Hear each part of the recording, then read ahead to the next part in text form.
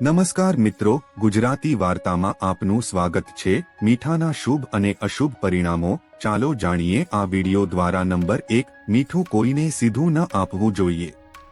આવું કરવાથી તમારા બંનેના સંબંધો બગડી શકે છે। નંબર 2, મીઠું ઢાંકેલું ન રાખવું જોઈએ। આમ કરવાથી ઘરની લક્ષ્મી દૂર થઈ શકે છે।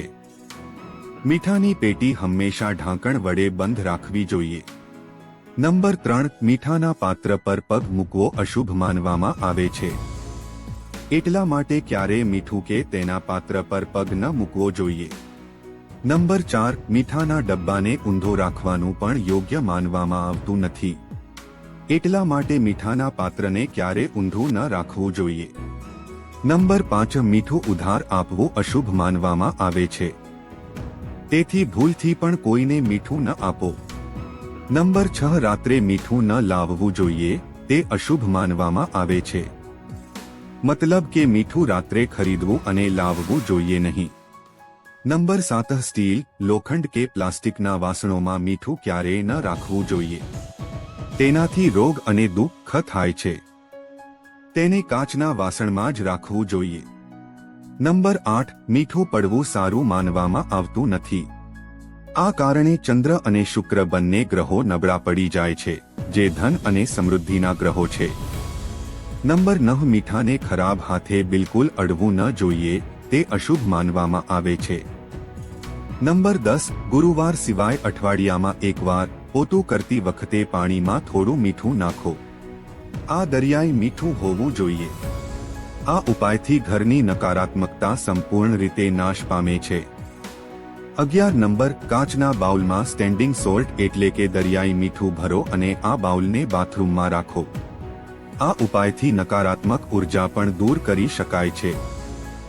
દર મહિને બાઉલમાં મીઠું બદલો અને જૂનું મીઠું ફેંકી દો। નંબર 12, જો તમને અથવા કોઈ બાળકને કોઈની નજર લાગી હોય તો 7 વાર 1 ચમચી મીઠું તેના પરથી ઉતારીને તે મીઠાને નળના પાણીમાં વહાવી દો। આ રીતે લાગી એવી નજર ઉતરી જશે। નંબર 13, રસોઈ કરતી વખતે મીઠું ન ચાખવું।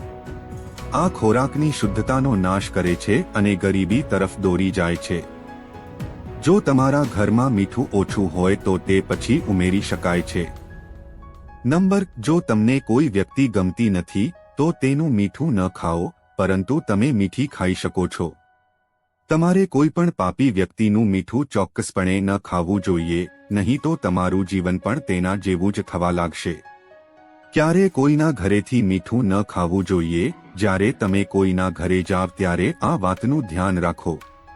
15 નંબર, ઘરમાં ધનનો પ્રવાહ જળવાઈ રહે તે માટે એક કાચનો ગ્લાસ લો, તેમાં પાણી અને મીઠું મિક્સ કરો અને તેને ઘરની સામે રાખો અને તેની પાછળ લાલ બલ્બ લગાવો।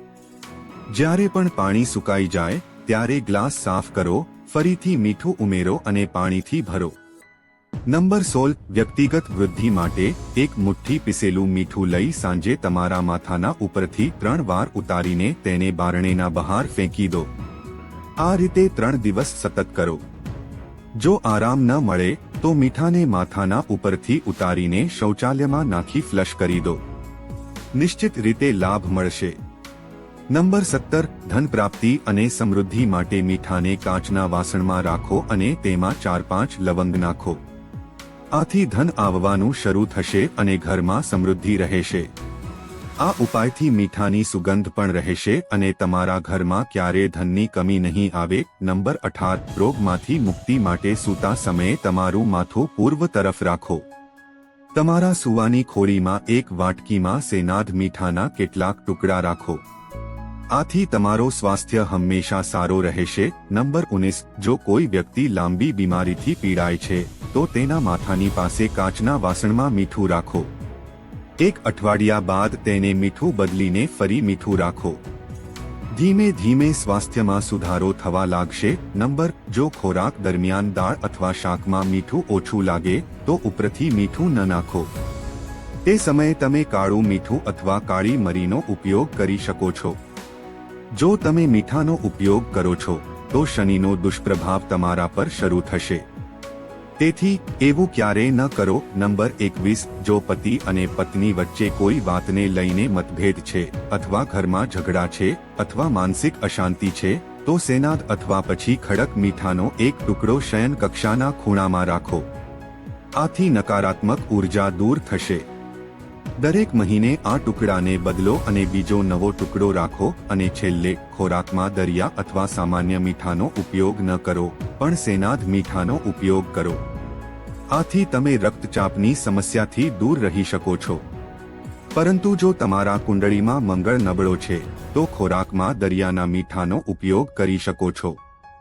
જો તમને આ વિડિયો પસંદ આવ્યો હોય તો વિડિયોને લાઇક કરો, ચેનલને પણ સબસ્ક્રાઇબ કરો અને તેની બાજુમાં આવેલ બેલ આઇકોનને દબાવો અને તમામ પસંદ કરો, જેથી તમને વિડિયોની સૂચના સૌથી પહેલા મળે. અને કોમેન્ટ બોક્સમાં શ્રી કૃષ્ણ, જય શ્રી રામ લખો. વિડિયોને અંત સુધી જોવા બદલ તમારો ખૂબ ખૂબ આભાર.